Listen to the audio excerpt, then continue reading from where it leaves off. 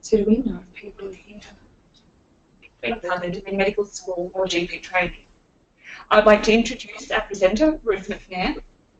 Ruth is an honorary associate professor at the Department of General Practice, University of Melbourne, in urban general practice. She has clinical and research interests in LGBTI health and is currently conducting research into LGBTI homelessness. She is the chairperson of the Victorian LGBTI Health and Human Services Working Group and a member of the LGBTI Task Force. Visually, Ruth and I may be switched on and off throughout the session, however the PowerPoint will remain. Just a reminder to all attendees that 3 RSCGP QICC points will be earned for attending all of this session, and the points will be uploaded next week. A short survey will be sent tomorrow, and we would appreciate if you could take 2 to 3 minutes to answer the questions to help out and improve our services to members. This session is being recorded, and a link will be sent with the survey. It will also be uploaded to the RSCGP Victoria website page under Resources. There will also be a handout document with live links which can be downloaded. I'll now cover some technical aspects of this platform, especially for those of you who are joining the webinar for the first time, and we'll get started. I'd like to quickly go through the webinar features and give an overview of the Victorian webinar panel. On this slide, you can see at the top you have the web address for technical support if you're experiencing any technical issues. Unfortunately, you need to contact them as we are not able to assist with any IT issues you may have during the session. Next, you can see a small red arrow. Use this arrow to hide and unhide my panel whenever you ask a question. Everyone is muted by default except the organisers, so if you have questions, please use the question box. The audio box gives you the option to listen via a telephone line or through your speakers. If you're using speakers, we recommend you use earphones. If you want to dial in via telephone, select the telephone phone option and a photo number and webinar ID will appear on the screen. Lastly, the questions box is where you can type a question, and we strongly recommend that you use it. We look forward to answering your questions. Let's get started.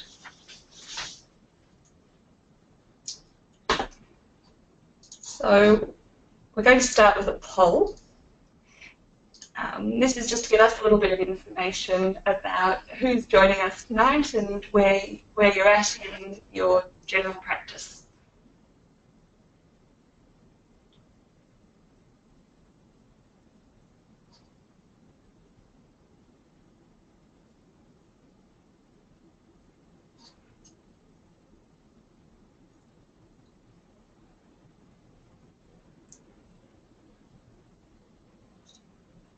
Great, we really appreciate you answering these questions. So as it's the Victorian New Fellows Committee that's running this, we're interested to know whether we are targeting new fellows or other people and where people are working and what people are interested in learning more about so that we can target our future webinars for you.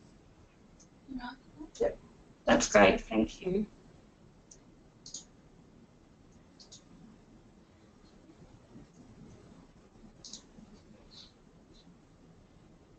We have another quick poll, just giving us a bit more information if you wouldn't mind answering that as well. Thank you.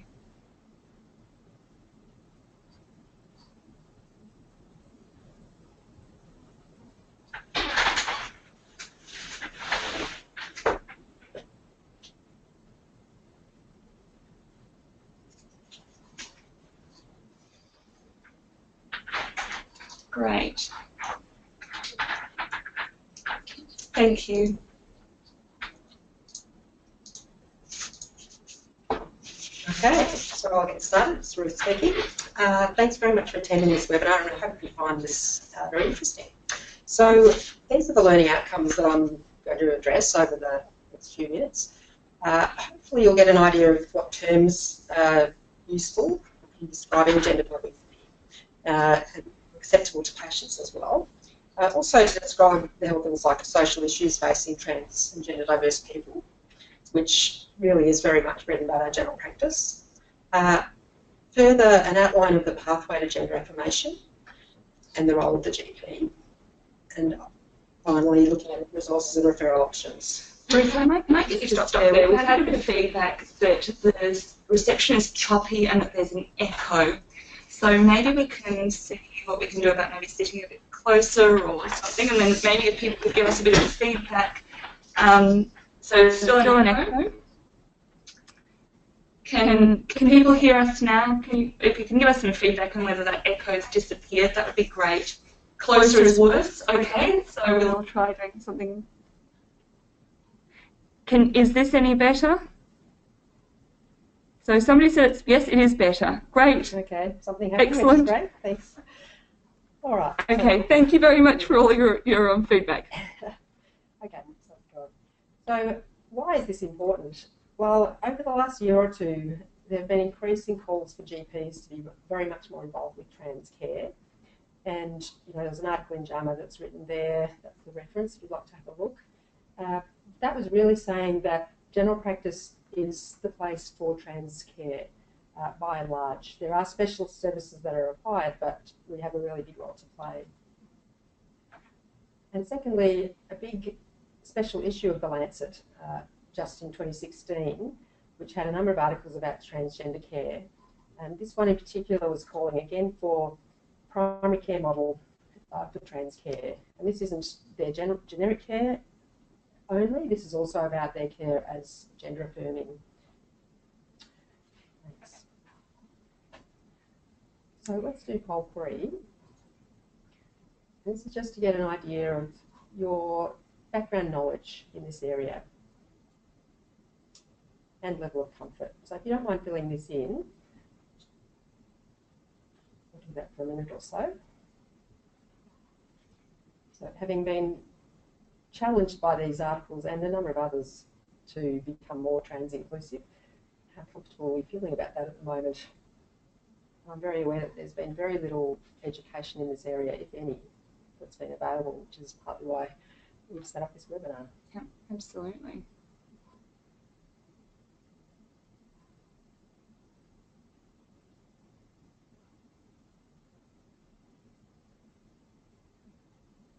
Great. So just to let you know how people are voting there, quite a majority of people are somewhat uncomfortable or neutral in this area, which isn't surprising. And hopefully this webinar will help. Thank you.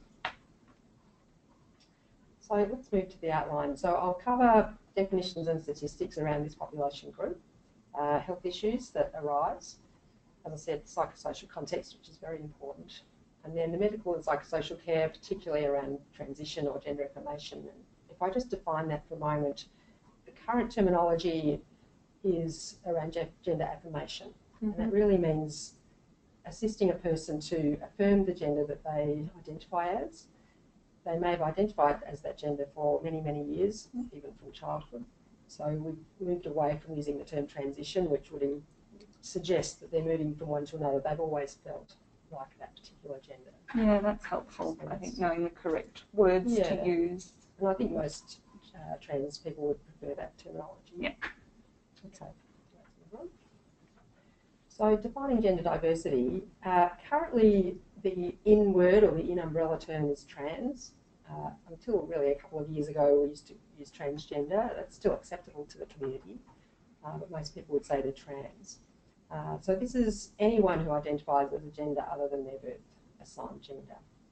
And then within that group we have a subgroup that would be clinically called transsexual. That's a term that's not used by the community at all, really. It's very medicalised. But that would be regarded as people who are transitioning or have really affirming from their birth gender to a different gender, usually the opposite gender. So people would say they might say they're a trans woman or a trans man. A trans woman is someone who has a birth assigned gender of male and now affirms as woman, or vice versa, trans man. M to F, F to M, there are other terms that can be used. Then there's a very big group who identify as gender diverse. So this group is increasing in numbers, I think, and we will notice this in the media and probably in our practices as well. So it's a group that neither identify as male or female, they identify as a non-binary gender, something in the middle, something fluid often. They might call themselves genderqueer or non-binary. And so they often use pronouns that are non-binary, such as they or them, rather than he or she. And are quite determined to be sure that you understand that as a GP or as a clinician. So this is an important area. The term queer, so this has been taken on by some gender diverse people as their term. It has also been used within the lesbian, bisexual and gay community for people, traditionally from the 70s, for people who didn't want to be labelled. Recently there's been a resurgence of people identifying as queer. So if people say they're queer, you need to clarify whether they mean about their sexual orientation or about their gender identity.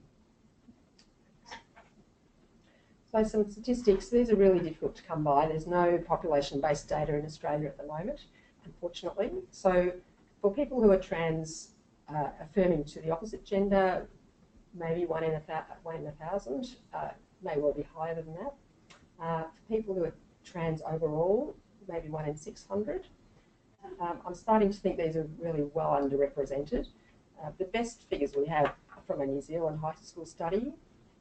Large number of kids filled this in, and around 1% identified as trans in that study, and 2.5% as not sure or questioning. So, that's probably a little closer to the truth. And then if we look at gender diverse people, and this might be across the age spectrum, it's probably much higher, in the realm of 3 to even 8%. And this is just an interesting diagram from this article of Daushan in 2016. And you can see a huge number of terms here, some of which are used in Australia, as I've said, gender binary, gender non-binary, agender, N-to-F, and so on. And you'll find that this is an exploding area of terminology. A person might use different terms at different visits for themselves or for their colleagues. So it's just worth unpacking this with every patient at every visit. Yeah. Thanks. So let's talk a bit about the health issues for trans and gender diverse patients. There has been a question about what neutrose means. That was one of the terms on there. Let me see if I can find that one. I don't know what that means, I'm sorry, neutrose. Neutrose? Yeah. I think that's one of the, I'm assuming that's one of the gender non-binary terms. People who are saying they're neither one or the other, there's a neutral, central area here.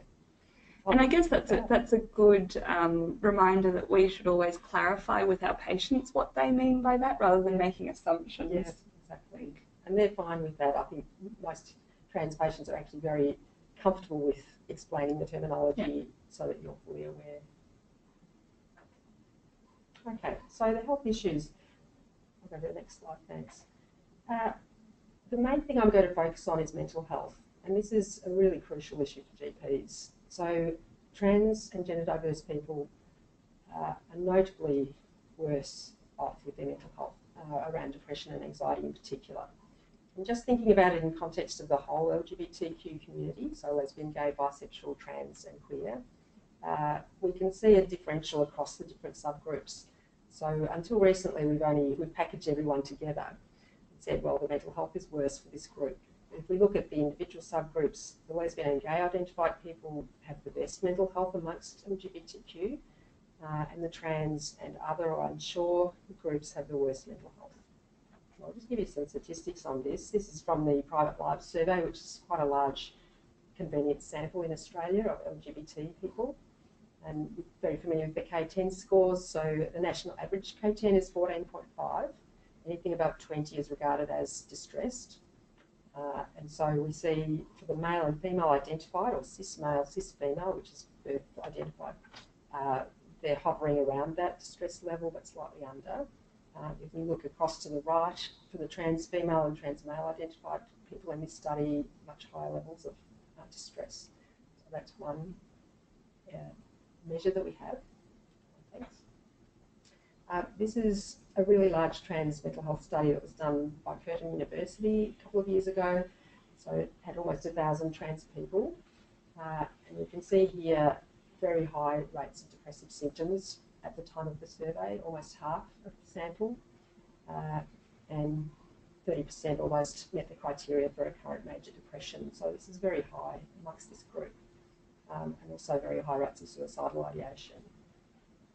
Also, if we're trying to unpack the reason behind this mental health disparity, really it's about discrimination.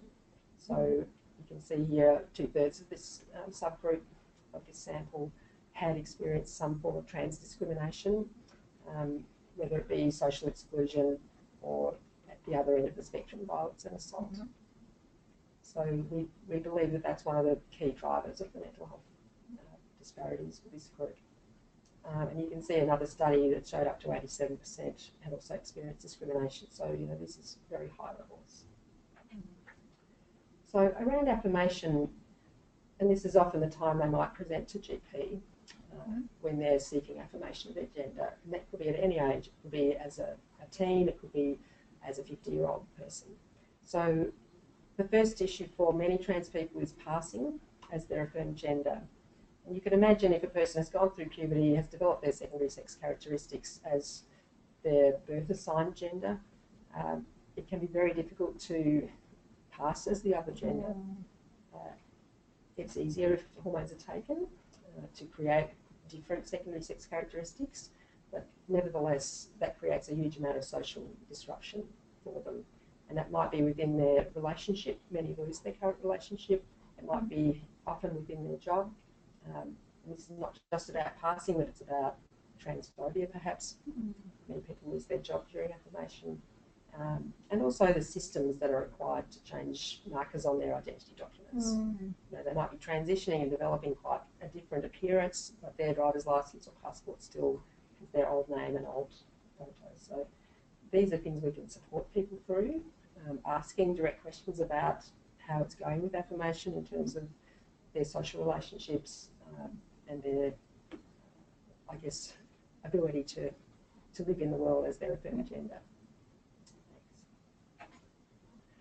So this is a complex picture, but I'd like to just outline the determinants. So I've talked about discrimination, but it's a bit more detailed than that. So if we look at the 4 social determinants of health, which are from individual, family, friends, community and society, there are reasons within each of those determinants that can lead to reduced trans mental health. So you can see at an individual level, there might be a lot of identity confusion, and this can go on for decades for some people. They just don't quite understand where they're meant to be in their gender journey. There might be a lot of internalised transphobia, so an understanding that this is the wrong thing to be. And also it can be caught up with homophobia or biphobia as well, because clearly being trans is a separate issue to sexual orientation. I can come back to that in questions a bit later if that's helpful. At the family friends level, there's often rejection from families and resulting homelessness. Trans people are overrepresented in the homeless population at the moment. Peer bullying is very common in isolation. At a community level, there's often marginalisation, as we've talked about already. And then at a social level, a lot of our current services are still not very inclusive. So, you can see that all of these add up to a very difficult experience for many trans people. Mental health treatment experiences are also part of the picture. This is just a small survey of young gender diverse people in Australia, but you can see that where 2/3 had access to mental health professional, that's great, but only less than 2/3 had felt satisfied with that visit. And if they had not seen anyone due to a past experience that was negative. So I think this is a lesson for us as GPs to think about not just uncovering the mental health issues, but also what experiences have people had. Just going to stop the cleaner.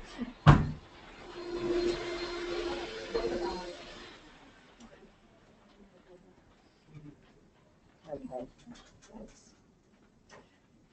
And just thinking about gender diversity, so while a lot of the work we'll be doing as GPs is assisting people with affirmation of gender, and I'll talk much more detail about that in a minute, some of our support can be around gender diversity. And so this is some of the experiences from a small study, again Australian, run by Damien Riggs in South Australia. He talked to 110 people who are assigned male at birth and 78 who are assigned female at birth, but now identifying as gender diverse. So you can see here, again, a large proportion had accessed both psychiatry but also general practice. And they suggested that respect from their GP was helpful for their mental health. You know, the GP might be one of the only professionals that they have positive experience with. So I think we have a really big role to play here in affirming gender diversity as well. So this is from that Lancet article that I mentioned at the beginning, and it just provides us with an idea of the 4 domains that we can look at in trans care. So the first is social. We do a lot of social support in general practice. So we can be very affirming in terms of name. When people are transitioning or affirming gender diversity, they often change their name, and that's possible to annotate on our notes and use the correct name. They often usually change their pronoun, and I think it's very important to be respectful of the pronoun that they're asking us to use and to use it consistently. Misgendering is one of the key points that people talk to me about as the trouble they have with professionals. They're misgendered, so they're given the wrong name and the wrong pronoun. I think there aren't very good structures in place for that. I received some feedback from a patient that I'd referred to, it was actually to the Royal Women's Hospital, but they're a non-binary gender, and they had labelled their gender as intersex because I think they didn't really know how to cope with non-binary gender. Yeah, and we're not that familiar with this term yet. So yeah, and most trans, non-binary trans people would say they're not intersex. No. You know, intersex variations are very different categories. So yeah. And you know, it is difficult on our medical records. Where do we annotate this? It's not easy, so we can come back to that if we've got time. The second domain is psychological. Clearly, from what I've said, there's a lot of care required for psychological support, both affirming their authentic identity, but also referring to trans competent mental health professionals. We'll come to some resources around that at the end. The third domain is medical. So I'll go into some of these in more detail, but the first issue that we often come across is needing to prescribe hormones for gender affirmation. Part of that is some guidance around reproductive options, conserving reproductive life if possible before transition. Preventive care, they still require preventive care around PAP screening, for example, around prostate screening, etc. Gender affirming surgeries is another area that we often get involved with in terms of referral. And this might be chest reconstruction, it might be genital surgery. Referral for voice therapy. And this applies to both trans men and trans women. Trans men often need support with engaging their vocal cords. They get a lot of vocal fatigue. Trans women need support with raising the tone of their voice, or the pitch, I should say. So that's often helpful. Then the fourth domain is legal, and we often have a role to play here with supporting anti-discrimination legislation, so helping a person through a workplace if they're receiving some transphobic treatment, assisting with a legal name change, which is easy through just writing a letter of support, etc. Does there need to be a template that you follow to do that, or is there? No, for the Medicare, for example, it's just a brief letter saying I'm treating this patient, they've been diagnosed with gender dysphoria, or they're affirming their gender, and this is their new name and gender. Yeah. There is a form for birth certificates. That's the only one that we have a formal form. Okay. So fortunately we have some guidance here. There are some standards of care that most practitioners who are offering trans support will use. It's through the World Professional Association for Transgender Health. We have an equivalent association in Australia, ANZPAP. So the ANZPAP members follow these standards of care, and they've suggested there are 4 criteria to access treatment, as in gender affirmation treatment, for adults. And this is persistent gender dysphoria, which I'll define in a moment, being at least the age of 18, understanding consent, and having a stable or treated mental health condition, if any. So that's purely it, and this is quite a departure from earlier standards that required 1 or 2 year real life experience before they had any treatments, which is very difficult in terms of passing, and no mental health condition, which obviously is not possible for most trans people. Yeah. So this is a definition of gender dysphoria. It's a clinical definition, of course, and unfortunately is still part of the DSM-5 in that it enables people to access treatment through the medical system in America. So we're sort of stuck with it at the moment. But it has its uses. So gender dysphoria is attributed to people who experience difficulty or psychological distress because of an incorrect focus on gender.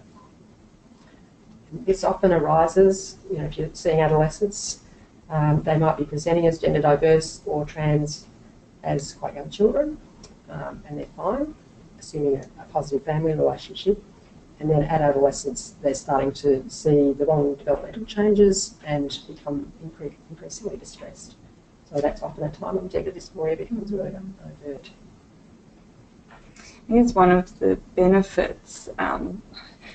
Yeah. Or I wouldn't be wanting to pathologise something that isn't pathology, is that we can access GP management plans, team care arrangements, mental health care plans with a diagnosis. Yes, and you're right, that's one of the benefits. And, Centrelink, for example, I mean, we've talked about it before, it's just, you can write gender dysphoria on a Centrelink form as a diagnosis.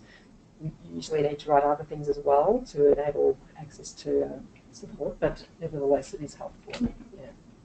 And it is helpful to explain to patients why we're using that term. Yeah. Try not to pathologise. Yeah. So pathways to gender affirmation, and this is from the standards. So at the moment, most people in Australia are using this. There's first a mental health assessment. So this might be a person who's coming to you saying, I'd like to start hormones for my gender affirmation. So you say, right, I can refer you to a psychiatrist or a clinical psychologist for the diagnosis of gender dysphoria. And that often takes 2 or 3 visits with that clinician to look at all of the background, past history, etc. And also, most importantly, look at any comorbidities that might need support before or during affirmation. And then ANZPATH and WPATH recommend further psychological therapies to support transition, as well as consent and then baseline testing. So that's the simple pathway. How does a GP fit into this apart from just referring?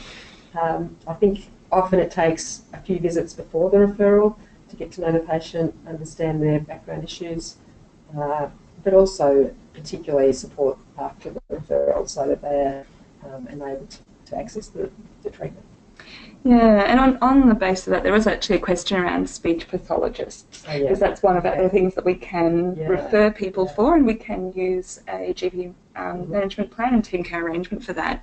The question was whether speech pathologists, whether voice training is something that all speech pathologists have, or whether there are they have had specific training and there are ways of finding out who would be an appropriate referral. Okay, so yes, most speech pathologists in this area have had extra training, and there is some training available through the La Trobe University Speech Pathology Unit. So that's in Melbourne. Unfortunately, a lot of these resources will be Victorian-based, and I'm sorry for those of you who are not in Victoria. Transcare seems to have been very localised to Victoria. But yeah, through ANZPATH, which will give you the referral form at the end, you can access information about other speech pathologists in other areas. So, but they do have to have some special training.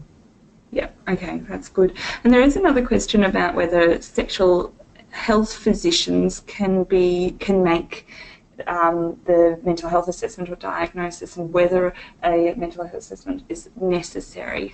Yeah, well, there's increasing thought amongst the trans community, but also amongst some clinicians, that we need to follow an informed consent model rather than this very constrained model. So some clinicians are now starting to see trans people, and if there's clearly a supported, healthy mental health, they don't need to go and have a mental health assessment. They will start hormones without that. That's an exception at the moment. And some sexual health physicians will do that. I know one in Queensland who starts hormones without mental health assessment for some patients. It has to be a very carefully selected subgroup, partly because of this long history of mental health issues that many trans people bring. And then somebody else asked about where we can find psychologists or psychiatrists with an interest in this, and I think we've got a bit more information at the end under our references. That's right. Again, through ANZPATH, we can provide you with that So you can email ANZPATH and find out who's available in your local area, who's a psychiatrist or psychologist who's specially trained in this area. Because again, like the speech therapists, they need some at least experience around it. Yeah. Okay, and there are a few questions about children, which we're going to talk Yes, I will come to a children. little bit about that later. I'm going to cover adults and then do a bit of discussion about the pathways for children. It's quite different. Okay, thanks. So this is an example of access to treatment in Victoria, and there are a couple of other, well, I'll start with this. So a GP can refer to Monash Medical Centre, the Gender Dysphoria Clinic. This is quite a groundbreaking clinic. It's existed for probably 30 years now. It's still going strong. It's just increased their funding. So they have public funding for assessment. So it might be a psychiatrist, endocrinologist, and so on. Unfortunately, they still have quite a long waiting time.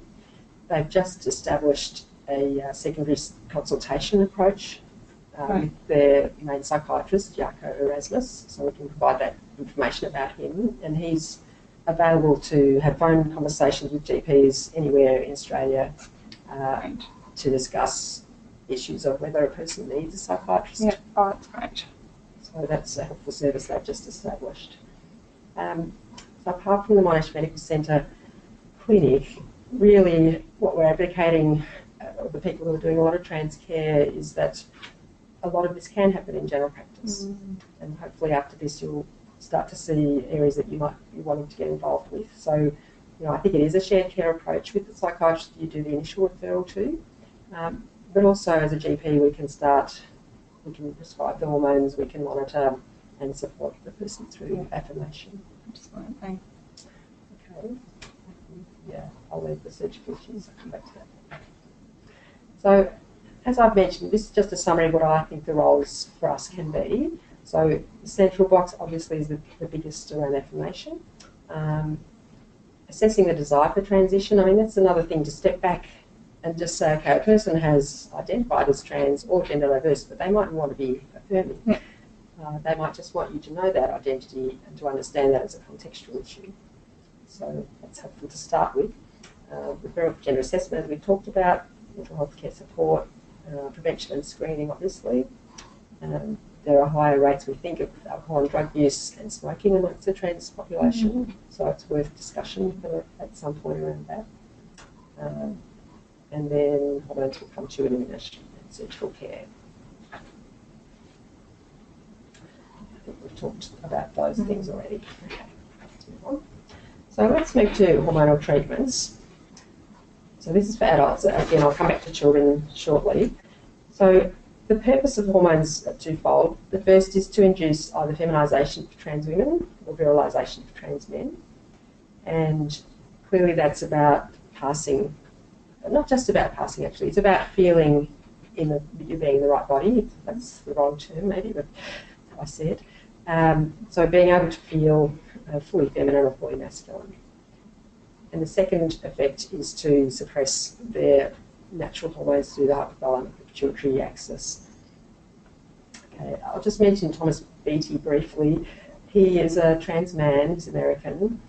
He's sort of the poster boy for trans men because he's managed 3 pregnancies now successfully. Yeah, and so, you know, having induced sterilisation through his testosterone treatment, he then managed to stop testosterone for long enough to ovulate again and conceive naturally. So, you know, this was an interesting transition for him. Some trans men would not even want to go down the pregnancy route, but it's just a mind-blowing experience, I think, for some. But others are quite interested in that. So let's just do a case vignette. Hopefully this will situate in reality what might happen. So this is based on a patient of mine. Lucy is a 26-year-old trans person, identifies as female. So she's still registered in her birth name of James. She's come to see us several times and in the past has said she was gender diverse and used they or them pronouns. So this is, I guess, an indication of fluidity of gender. So she's seen a clinical psychologist a couple of times, a person who's specialising in trans issues, and she's come back to me with a letter saying that she satisfies diagnostic criteria for gender dysphoria. So she sort of jumped that first hurdle of assessment by the psychologist. So she's come in today asking for her estrogen tablets. And this is a woman who might have been thinking about this for 23 years. I don't know. But, you know, it's often been in the mind for a long time. It's a very well-prepared question. So she is presenting as a female in all social settings, apart from work. And she's quite worried about the impact of her disclosure at work. And a lot of her family members aren't that supportive of this transition. Okay. So we've just got a poll to get you to think about how you would approach this. And there's no right or wrong answer here. This is just getting a snapshot of what you might like to do. So what would your next step be with your current level of thinking and knowledge around trans issues? To get you to fill this in.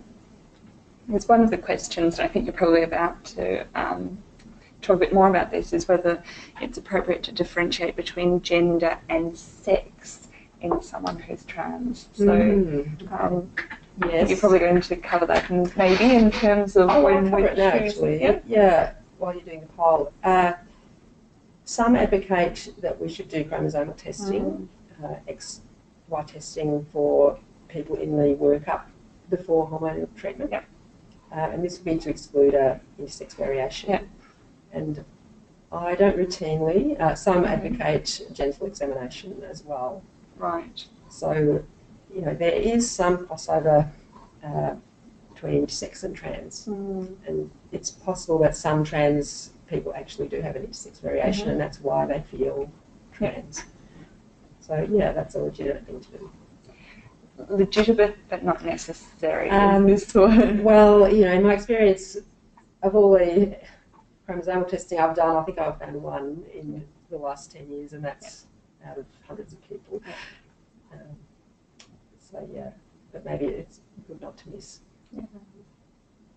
I guess the one thing with that often is I've found that that's the test that takes the longest to come back, and people are often very, very keen to start hormones, and if you say, well, we're just waiting for this test and it takes 4 weeks to come back, and they've built up all this expectation. And, it feels unfair, unnecessary.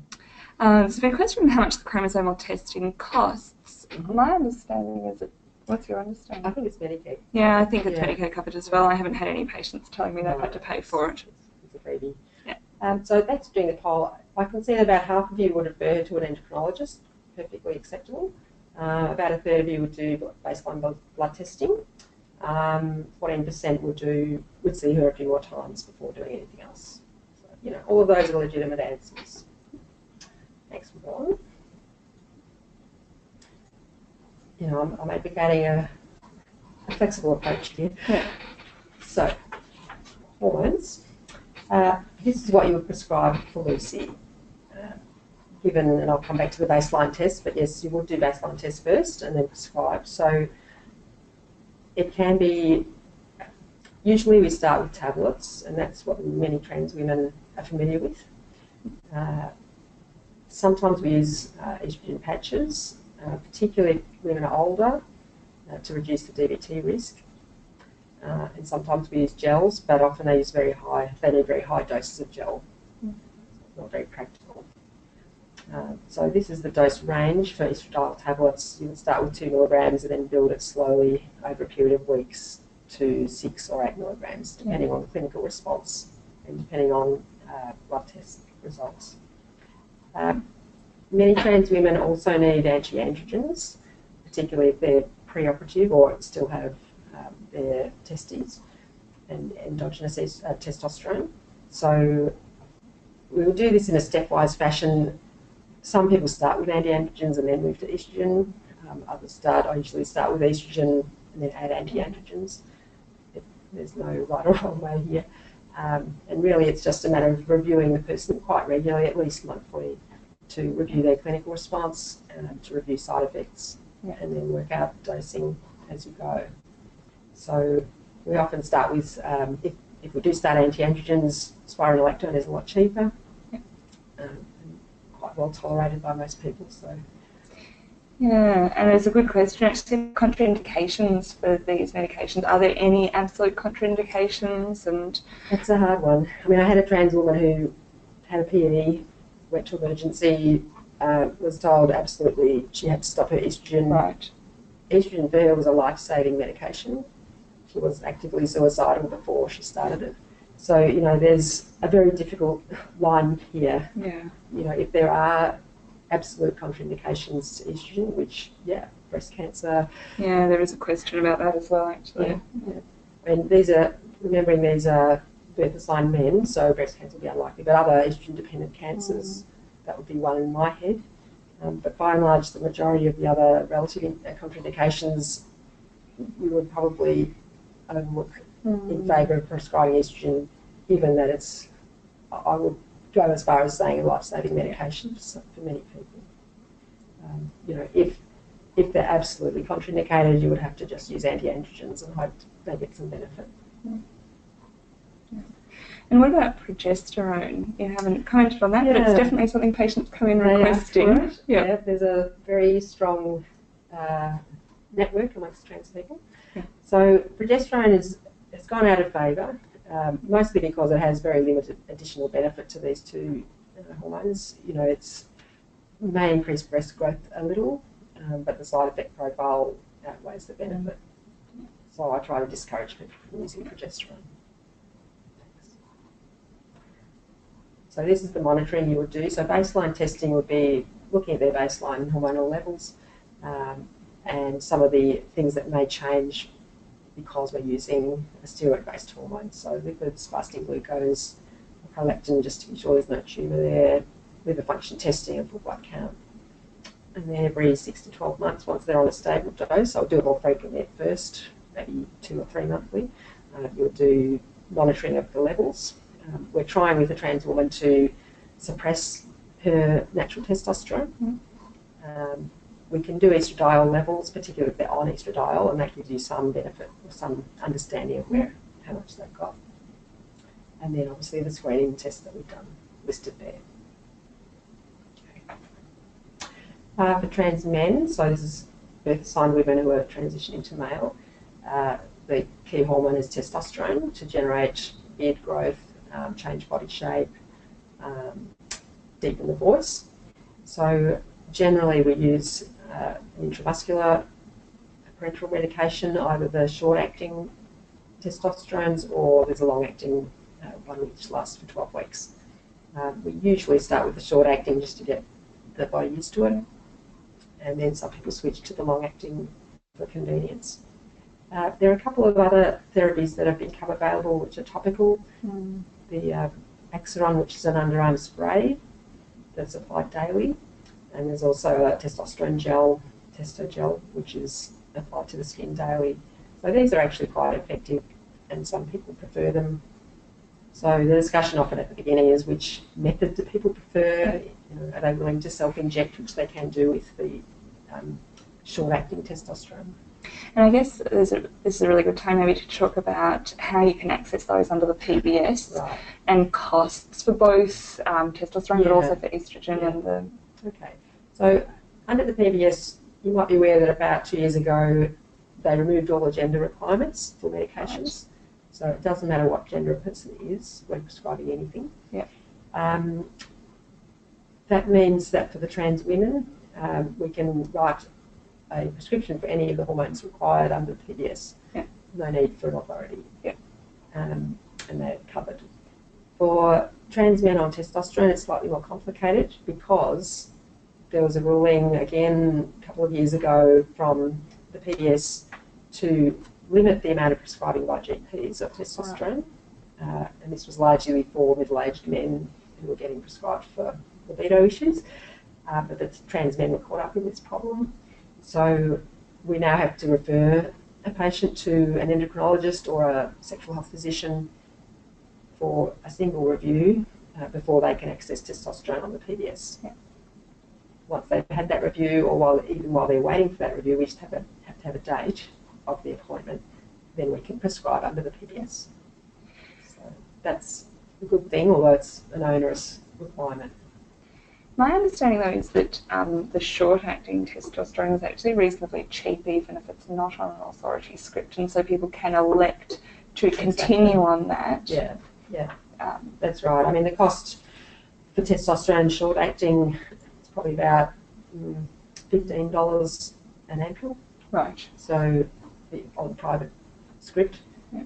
So yeah, for many of our patients, we're just prescribing the short-acting for many months before they only refer if they need one of the more expensive treatments. Yeah. Okay, and so monitoring for the testosterone is listed there. And you know, side effects I haven't really discussed with the estrogen. We're much more familiar with estrogen side effects, I guess, through our use of it with menopausal women. But for trans men on testosterone, these are often the side effects. I think one thing to point out for any of the hormone treatments is the mental health effects. So, you know, we can have an assumption that mental health will improve once people are transitioning or affirming their gender, and often that's the case. But occasionally people are surprised because they're having now side effects and mood changes based on either the estrogen or the testosterone. And you've put under monitoring pap smears, and that's something that can actually be quite uncomfortable for trans men. Yeah. Yeah. So pap smears, this is a discussion to have on a regular basis with trans men. It's easy to forget after a while because they transition so well, and you know, their appearance is fully masculine. It's hard to remember, so you have to keep it in your mind. But for trans men, clearly, because of the gender dysphoria, often they don't like the idea of having a cervix. Some trans men in the past have had hysterectomies to remove their organs, but now, because testosterone is so effective, it stops ovulation and menstruation. Most trans men don't have hysterectomies, so they're stuck with needing pap testing. Yeah. And using some vaginal estrogen topically beforehand. Yeah, so you know, the testosterone has the effect of drying the vagina, of thinning the mucosal lining as well. So speculum examination can be very uncomfortable for trans men beyond the physical or psychological effect. So yeah, it is helpful to use topical estrogen for some trans men. They're often willing to do that for a couple of weeks before their cervical smear. Okay, great. Well, I guess, are there any other questions about hormones? Because so there is one about the side effect of polycythemia with testosterone and what can be done about that. Yeah, that's a significant issue. You know, we had a discussion with a haematologist recently about the levels, and you know, if they're getting to a hematocrit of 5, right, that's getting really sticky, and there's a much higher increase of risk of DVT and so on, or stroke. So, yeah, we're stuck with reducing the dose of testosterone. Yeah. Okay. There's nothing else we can do about it, and that is essential. Yeah. To reduce the risk. Yeah. There's another great question about fertility preservation, sort of prior to commencing. That's right. We've covered that. So for trans women, so they're male assigned, it's easy, and the conversation is: do you want to freeze some sperm before starting your hormone therapies? And a lot of trans women will say yes if they're young and they're not sure, and that's quite an important conversation that the GP is often the only person who will raise it. So many trans women will freeze sperm before they start their estrogen. If you wait until after they've started their hormones, sometimes they have a lot of difficulty ejaculating, and also that affects the quality of the semen, the sperm. For trans men, it's much more difficult. I mean, we showed the poster boy. He was lucky. You know, I think I've had difficult conversations with trans men before they start their testosterone about, you know, they want me to guarantee that when they stop testosterone, they'll ovulate again. And I say we can't guarantee that at all. Some trans men never ovulate again. So there's some damage to the ovary, presumably, despite stopping testosterone. So I think, you know, we have those limited issues of removing pieces of ovary and freezing and then hoping that they'll be able to be transplanted back at some point. But, you know, that's also not very appropriate for trans men. So I think it's a difficult discussion for them. with no good answer. Yeah. Then, in a somewhat related question about contraception. Yeah, okay. So, for trans women, so some may have a cis female partner and want to continue some sexual penetration. And, you know, the estrogen may stop them ejaculating and it may reduce their erection, but they can still have erections. So it's possible that they'll still have some fertility. And so their female partner would need advice about contraception. Again, that's a hard one because it varies a lot. For trans men, this is also a bit tricky. So many of them do stop ovulating, and you can see that because they stop having periods. So for most of them, you could safely say they're not fertile, and they may have a cis male partner and have sperm floating about. But some trans men occasionally ovulate, have a breakthrough ovulation, and a bit of mid-cycle bleeding or whatever to indicate that, and then a period. So it's sort of tricky, and you have to see how they go for several months on their testosterone and what level, if any, of ovulation they're going to have before you can sort of be certain about contraception. And some trans men actually do use Depo-Provera or something or Implanon. But here we have a very difficult hormonal mix going on. So that's not advisable. So condoms. Okay, let's move on. So with surgery, and this is obviously we're referring out to surgeons for this. So for trans women, they do get good breast growth with their estrogen therapy, but some prefer to have augmentation as well. Some like to have a tracheal shave, so this doesn't affect their voice pitch at all, but it removes the Adam's apple. And for some of them, that's really important for passing. And then some, but not all, trans women go to have genital reassignment surgery, which is the creation of a vagina from the penile skin and removal of the testes and labiaplasty. So this surgery can be done in most of the larger cities on the East Coast now in Australia, but many trans women still travel quite large distances, often to Thailand, to have their surgery, which might seem strange, but Thailand has had a long history of trans surgery because they've had a large trans population and the surgeons are excellent. So the quality of the surgery is fine. The main problem is that it's expensive and there's very little post-operative care. So, what sort of costs are you looking at? Well, to travel overseas for a genital reassignment for trans women, it'd be about $30,000. Right. In Australia, this surgery is not covered by Medicare at all at the moment, and there's a big lobby to try and get this onto Medicare funding in hospitals. So again, they might be paying at least $20,000 in Australia. Right. Because they're in hospital for a few days, it's no Medicare covering at all. Yeah, and I think I spoke to you recently about a patient who wanted me to write a letter for them to be able to release their super to get some of these. And that's a legitimate thing to do. You know, for many trans people who are aiming at having their surgery to affirm their body, they're waiting years to save up enough money.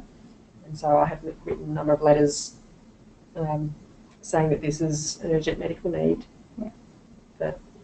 to release the superannuation. And then trans men, the majority of trans men prefer to have bilateral mastectomy. They call it chest reconstruction because prior to that they've had to bind their chest. It can be extremely uncomfortable. They can get back pain and other problems, skin problems. So often they'll go for chest reconstruction, and they may do that before they use testosterone or as their only treatment. As I said, hysterectomy is unusual these days. In terms of phalloplasty or the creation of a penis, this surgery is still very experimental. In Australia, it's not being done at all that I'm aware of. So there are some places in Europe that will do phalloplasty or clitoral lengthening. So, you know, some trans men might ask you about it. At this point, very few have asked me. You know, they don't they understand through the grapevine that the surgery is not very effective. All right, so let's talk a bit about children. Now, the process for children is quite different. While I'm advocating GPs do a lot of help and support for adults, I think this is a very specialist area for children.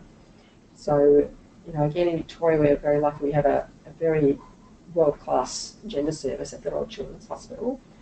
They're seeing increasing numbers of children every year now. I think they're seeing 300 or 500 children a year. Wow. So they have a very big multidisciplinary team. Social workers will start the process with supporting families, and then they've got counsellors. They do the fertility preservation for young people. So the process for children, and this might be of any age, but you know, typically you might have a parent presenting with their child, preschool child, 4 or 5 years of age, saying that they're the opposite gender, wanting to live in that gender. So, you know, the parents need a lot of support because often they have no understanding of it themselves. The children's at that point will just see the families and talk with the children, do some psychological assessment, and that's about it. If the child continues on that pathway, and some don't, some do, then before puberty, they talk about the use of puberty blockers. And the aim here is to prevent that development of the wrong secondary sex characteristics and enable young people to present in their different gender very easily. And so the children will usually start puberty blockers just as puberty is commencing, 10, 11, 12. And then they'll obviously continue psychological supports and social supports, and then around the age of 16 or older, they can start their cross-sex hormones. Unfortunately, at the moment, there's still a requirement for the family to go and to have approval through the family court to access hormones. This is unprecedented in any other area of medicine, and there's a big lobby to change this because it's very expensive and it takes months. But anyway, that's currently the process. So then, you know, from the age of 16 or so, they can start their testosterone or estrogen.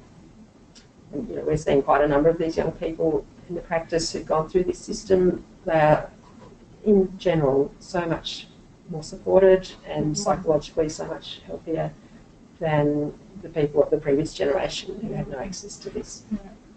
So it's really a revolution. Okay.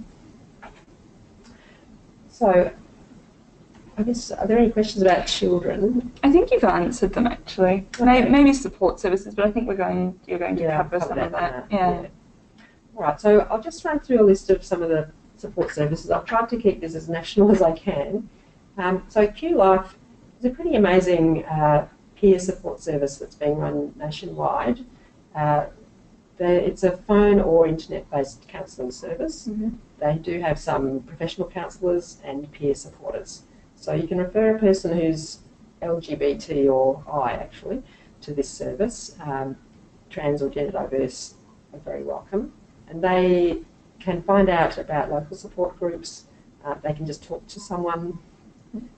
If they go in online, they're usually referred to someone in their own state or territory. And anyway, it's a good thing to know about for peer support. You're probably all familiar with the Safe Schools Coalition dramas that have been happening in the last 12 months or so. Unfortunately, it's been defunded at the moment nationally, apart from Victoria. So, you know, who knows what will happen next, but that's been a very helpful, and the website is still up, so it's still possible to get some of the resources that the Safe Schools Coalition developed.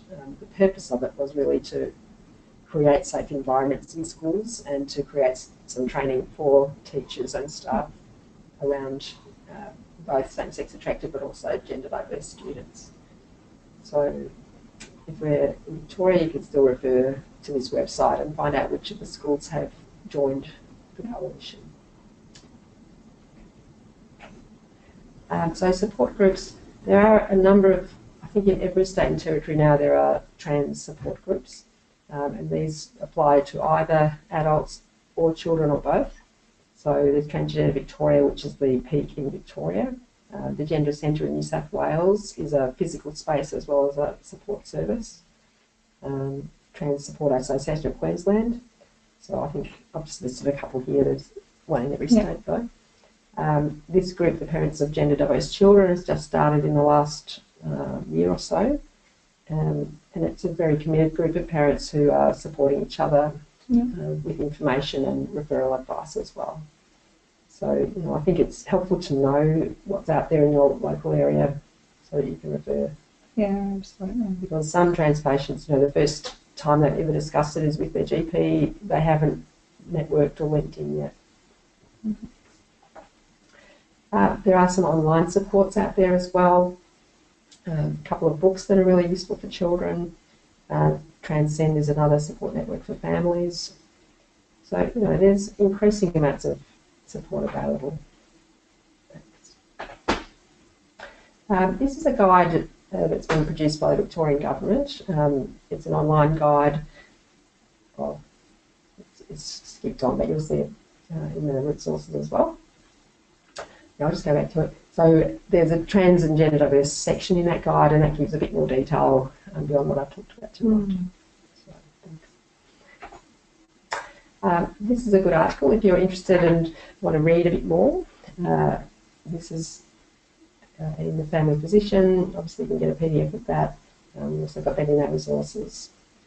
That just gives you a bit more detail. All right, so I might get you to do this poll, and this is the same poll you did at the beginning, but just to maybe think for a second about where you're at now in terms of your level of comfort of seeing someone who's trans or gender diverse, and just see if you're feeling a bit more comfortable. And looks like one of our participants has shared a website, which I don't think everybody can see. I don't think everyone else can see the other questions. It's the Centre of Excellence in Transgender Health. It's a US site, and this participant has said it's a superb website. Yes. It's transhealth.ucsf.edu. Yeah. Have you used that? Yeah. In fact, they're advocating for an informed consent model so that people don't have to go through a psychiatrist for gender assessment, and that's being used by Equinox, which is a new trans clinic in Victoria. So, yeah, it's a very good website. Great. Okay, thanks for doing the poll. So, I mean, that shifted enormously. 70% of you are comfortable at this point, so that's very pleasing. And, I think we have the skills to do a lot of this work with trans clients because we're familiar with hormonal treatments, we're familiar with surgeries. It's just a matter of being more familiar with the terminology and the, what we can do. Thanks. And another participant has said, for those of you in Queensland, that the Gender Clinic in Brisbane has fantastic information for GPs, including how to start medications and side effects. Right, yeah. Well, I think through ADSPATH we're starting to see a really strong network of GPs around the country. There'll be, 6 to 10 GPs in Victoria, maybe more now, several in Queensland at the Brisbane Clinic, several in New South Wales. So, we've got a level of expertise and hopefully we can start helping other GPs develop that. Yeah.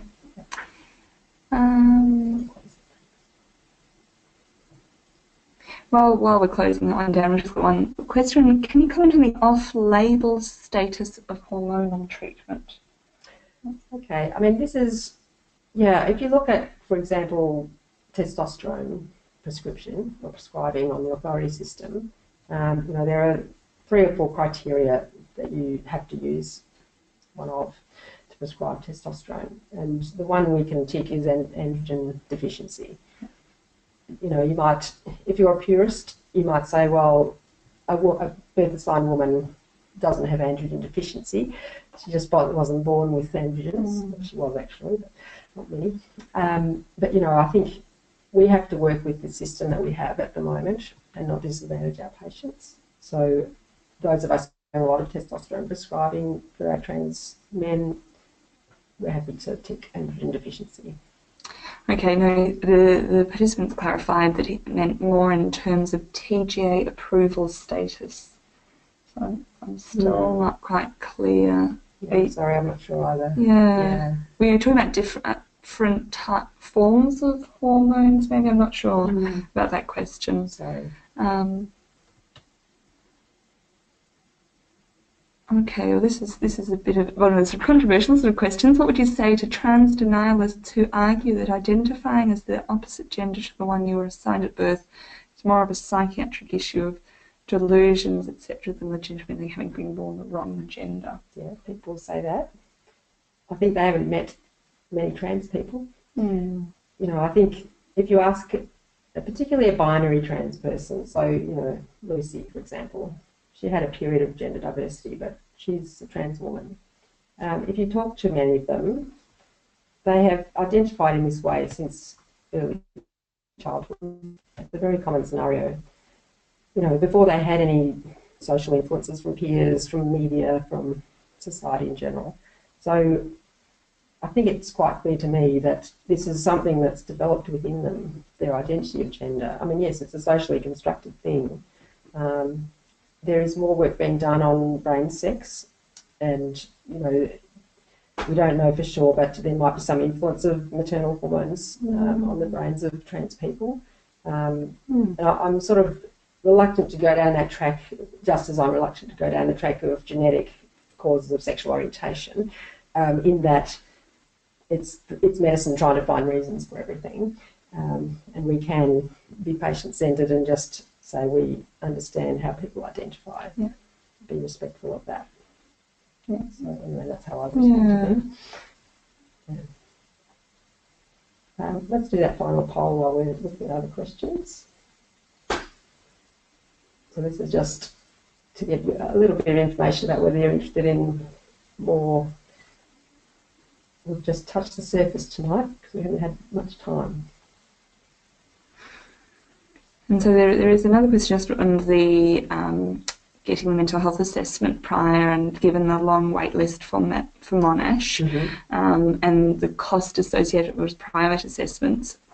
And I just wanted to clarify that they only need one mental health assessment before consideration of hormones. And that is correct, isn't it? That they only have one? Well, no, one. Oh, I misunderstood that.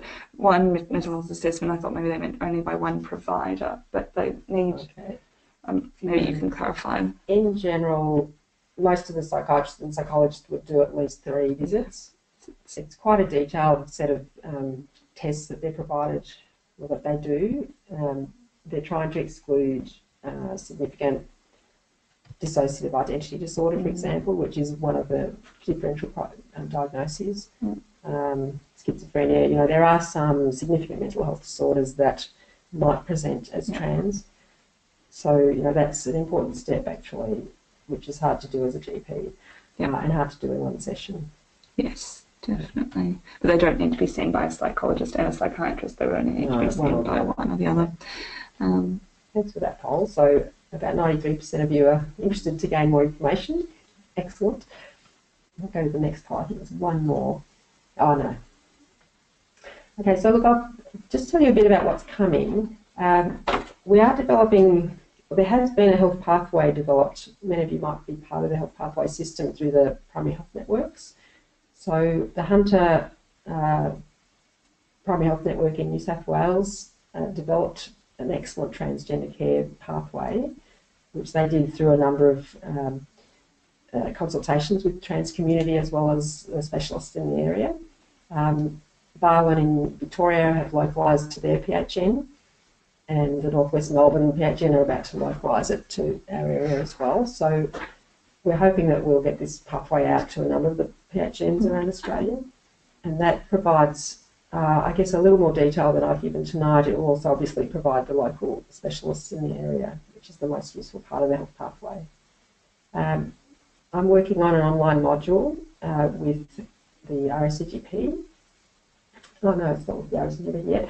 Hopefully it will be with ANZPAP, and that will be, again, giving more detail around trans care, hormonal therapies and so on. So hopefully that will be out there in the next few months. And then ANZPAP starting to develop some training workshops, which will be face-to-face in different states. So, you know, these are coming hopefully over the next year or two. All right, one more poll, I think. Yeah. Oh, I'm putting that one up. There was just one question wanting to clarify where topical hormonal treatments go. Right. Oh, okay, yeah. Yeah, if they're using topical testosterone, for example, it can be anywhere. Usually they go upper arms or thighs. Mm-hmm. It's meant to be away from the genital area, away from anywhere that rubs. Mm-hmm.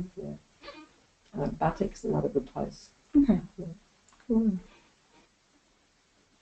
And then there's one last question on whether there are any long-term longitudinal studies of trans people and health outcomes. Yeah, that's a great question. There was one notorious study from Sweden, which was quoted by a number of anti-trans people, which suggested that trans children who received therapies had worse mental health. So that's since been discredited because of the poor methodology. There are very few long-term follow-up studies, and the Children's Hospital in Melbourne are intending to develop a study with the clients that they're seeing, over a 20-year period. So that would be really helpful. But there's a couple of small studies that indicate if trans people access treatment, as in hormones or surgery with psychological support in a timely way, their mental health improves. And there's plenty of work that shows that in that period between deciding on affirmation and accessing affirmative treatment is the highest risk of suicide for trans people. And that may be a 1 or 2 year period sometimes, or longer. So, that's, again, we have a role in that window period where they're seeking affirmation but aren't accessing it yet. Yeah. But yeah, it's a good question around trying to hopefully get more studies out there to look at the long-term benefits or outcomes of the transition. All right. So 2/3 of you are interested in working in the area, which is great. So, all right. So I guess we'll finish the formal presentation. Any other questions? There's just one question wanting to clarify how much patients can expect to pay for the required mental health assessment, I guess. It varies. If there are very few psychiatrists I'm aware of that are bulk billing, there are none in Victoria. Well, I shouldn't say that. I think occasionally the 2 or 3 main psychiatrists will bulk bill, but it's unusual. So, for their 3 sessions, they're paying out of pocket $300, $400, whatever it will take. So it is expensive, and I think cost is one of the big factors for trans clients, because we have to factor in that issue of often losing employment during transition or not accessing study and employment in the first place because of gender dysphoria. So already coming from a low base financially, being on Centrelink payments, for example, and trying to access all of this, which is by and large private treatment. So it's quite a difficult area for trans patients, I think. Good. Are there any final questions? Feel free to type them in the box now. Otherwise, we might wrap up. So thank you everyone for joining us tonight, and there have been some excellent questions and good interaction. We would really appreciate you answering the survey that will be sent tomorrow, and don't forget that you'll be able to access this webinar again via the RACGP Victoria website. Thank you. Okay, thank you.